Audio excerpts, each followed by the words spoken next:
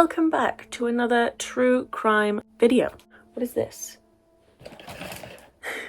This week's story is, I want to say unbelievable, just because I can never see where these stories would happen. Like, why would you do that?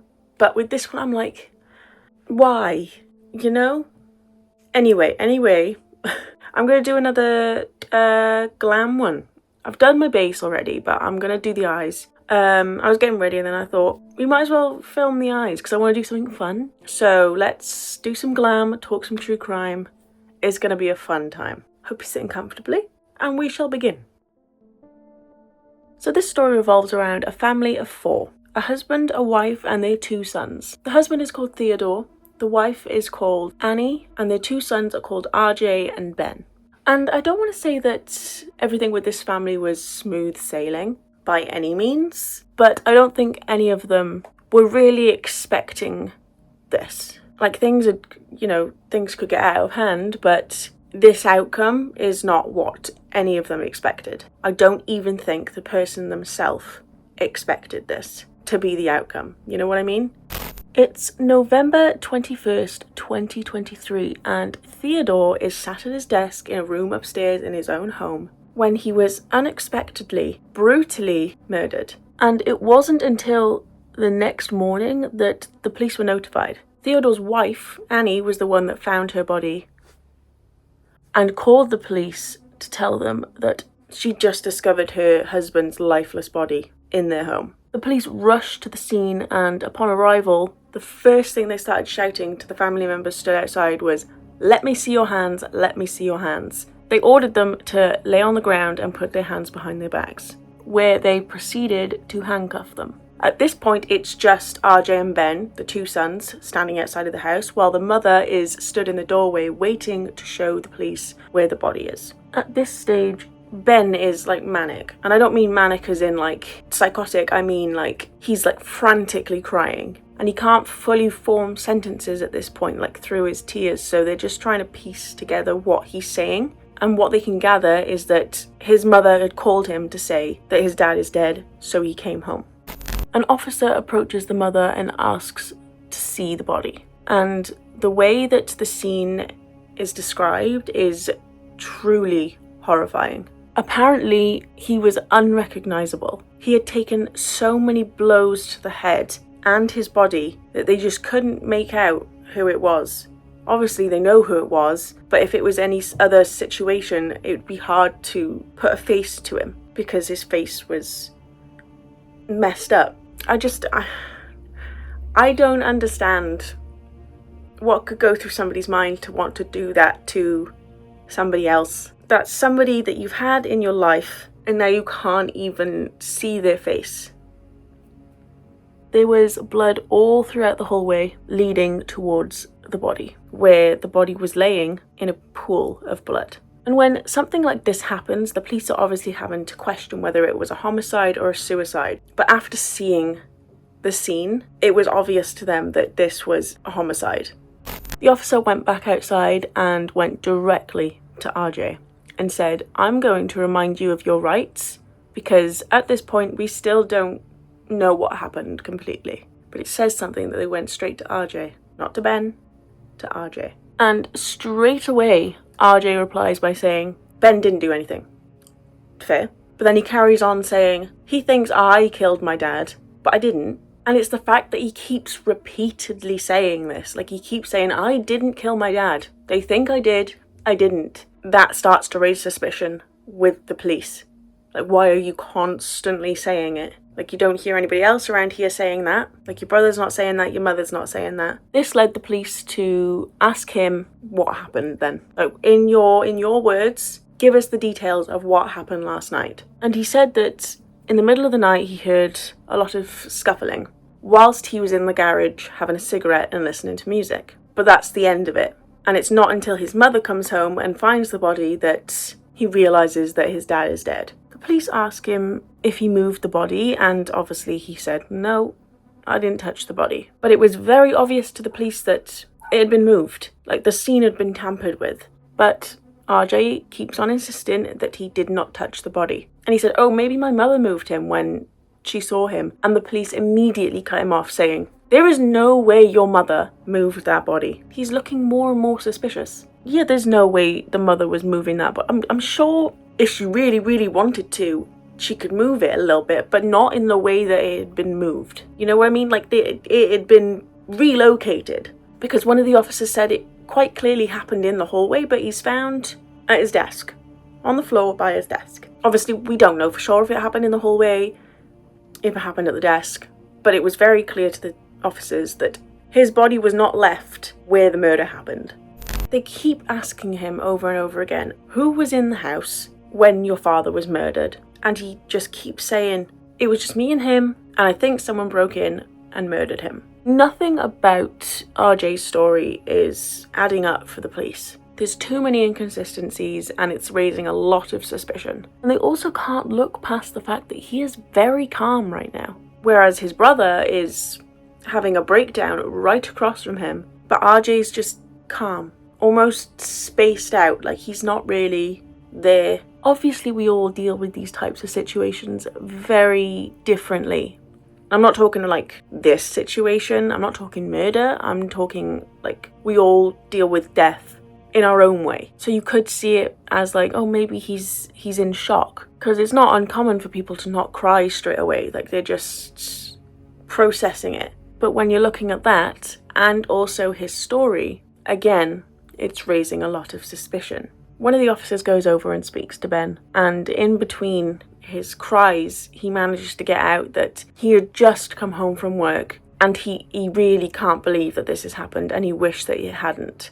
And then obviously the police officer extends his sympathies and says, trust me, I really wish this hadn't happened either. I'm very sorry for you. He goes on to say that his dad had tried calling him at around midnight that night, but he didn't pick up because he was sleeping, and that's something that he will regret forever, because the last time he saw his dad was when they were just planning Thanksgiving. But along with this comes the fact that Ben definitely suspects his brother, without a doubt. He keeps making sure that the officers know that it was just RJ and his dad in the house that night. And after the officers are finished talking to him, you can hear him say under his breath, very quietly, and I excuse my language, that piece of shit. Now they have like a vague timeline of where Ben was, and you know, they have somewhat of a story from RJ. Now they need to get a timeline from the mother. And she says that the day before, she went to her daughter Claire's house and spent the full day with her, and then ended up staying at Claire's house that night. She said that she came home the next morning at about 10 a.m. and obviously the police officers asked her, you know, why did you come home? Did you just come home because you wanted to come home, or was there a reason? And she said that RJ had called her and said that he needed cigarettes. So she came home, gave him the cigarettes. That's the first thing she did, was went to him, and then went upstairs and discovered her husband's lifeless body. And she said that RJ didn't mention anything about Theodore upstairs, making it seem like, you know, it goes along with his story that he only discovered that his dad was dead when his mother got home and found the body. Like, he had no idea that his dad was dead upstairs.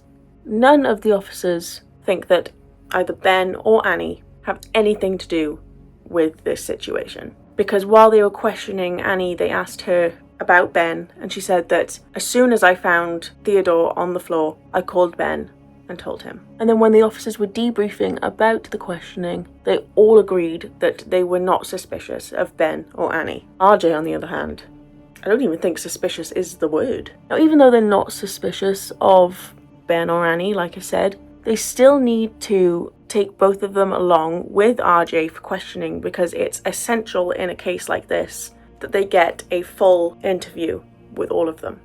Not only is RJ's story not adding up, and the fact that he looks suspicious isn't helping him, but there's one more factor that's making the police really believe that this is the person responsible. And that is because 2 weeks prior to this, literally only 2 weeks, the police got a call from this family because Theodore was being violent towards the family. The officers there can recall what Theodore was like 2 weeks prior, saying that he was being very threatening, he was swearing at them, saying that if you come any closer I'm going to stab you. And now looking at him at this situation where he's calm, not really there, denying everything. It's very odd. One of the officers can even recall saying to Theodore 2 weeks prior, he's going to kill you. Talk about some foreshadowing. Like, spoiler, that was really inappropriate, I'm sorry. Because of their suspicions and because they know how RJ can be, they arrested him on suspicion of murder and took him to the Solon Police Institute for questioning. The police went into the questioning with a plan. They wanted to tell him everything that they knew and everything that they gathered from the look of the scene, what his mother had said, what his brother had said, and then hopefully get a confession from him. That was their plan. But RJ had a different plan, as they always do, but they don't always have this plan. RJ fully confessed. Like, as soon as he got in there, he didn't try and deny it even more and then be like, oh, okay, you know what, you got me. He just said, I'm gonna just start this off by saying I want to be honest. I could relay this confession to you through my mouth, but I don't think that would have enough meaning or enough impact than if you were to hear it from the murderer himself. So I'll let him confess to you. I wanted to come clean, man. Alright, well, 100% come clean with you. And the man, yeah. I'm not gonna look for any kind of excuse or blame game to put on my dad. This is bad enough. I get it. I'm not gonna disgrace him. He's dead. I'm not gonna put him down any more than that. Okay. First of all, what I did makes me sick inside. I'll never forget. I don't know why. I don't know how. There wasn't much motive other than just being angry. He was sitting down, and I was gonna hit him from behind because I didn't want to go too far. I just wanted it to end fast. When I decided in my mind I was gonna do it, I hit him a couple times in the arm and it broke his arm. It hurt his arm. I didn't want him to just stagger off and call the police, and it was more of the same. I said, you know what, I'm just gonna do this. And I started swinging the bat, and I knocked him to the ground. And right there where all that blood was, I hit him and knocked him cold. And I just tried to kill him from that point. He was struggling. I took a knife and just tried to his throat because I didn't want him to feel any more pain. And I had gone too far. And I don't know how I didn't take my life seeing my dad like that. For no freaking reason, man. I didn't have much motive or plan. And I wasn't even that angry. It's just, I don't know, like I was possessed. He was literally sitting down and I started to strike him. Sitting down where, though? At his desk. He sat there a lot of the time. And I went up to behind and I started hitting him. And he said, I love you, man. And it was his arm was all smashed up. It was too much. So I said, you know what, I'll just finish it, get it over with. I'm not gonna let him suffer like that and call the police. And strikes continue, then it ends here. Is that correct? I knock him out cold, right? And I never killed anybody in my life, so I had no idea how hard it was to actually kill him. Okay. And like I said, I grabbed a knife from his desk, stabbed him in the throat. Okay. And tried to have blood. Okay, and that was done out here. Let's see. I don't think you know how much this feels like the right thing to do. Man. It is the right thing to do. I love my dad the most. I tried the hardest to get along with him. He's a hard guy to get along with. I cared about him the most out of everybody. I just want you to know that. I believe that. Guitar. He loved playing guitar. I believe that, RJ. I don't doubt that one bit. That's what happened. I didn't do anything weird. I didn't take it too far. I just wanted it to end. You know, we can't go back in time. The best we can do is go forward and make the best out of, from there on, what you can control. You can't control what has been done. It's done. Let's move past it. Let's make better choices. Let's do the right thing from here moving forward. And that speaks to you and it speaks to your character, and I appreciate that. Just want to shake your hand and say thank you for giving me the opportunity to come clean.